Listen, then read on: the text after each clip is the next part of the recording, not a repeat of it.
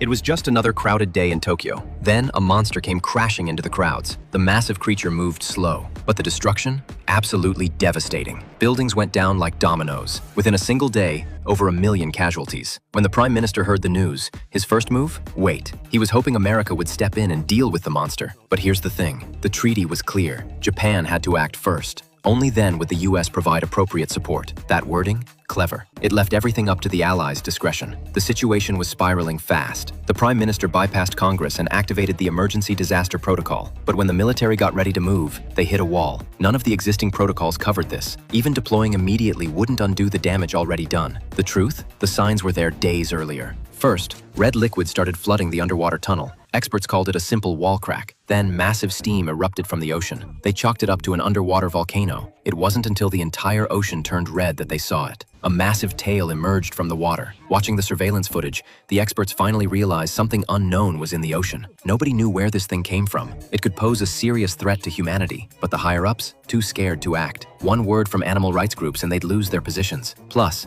the experts insisted the creature was staying in the water, too heavy to support itself on land. Hearing this, the Prime Minister decided on a capture plan. Maybe they could keep it for display. To calm the public, he held an emergency press conference. On camera, he made a solemn declaration. The monster couldn't come ashore. Everyone should stay calm. The moment those words left his mouth, his secretary brought bad news. The creature was already on land, moving up the river. The room erupted into chaos. No time to adjust the strategy.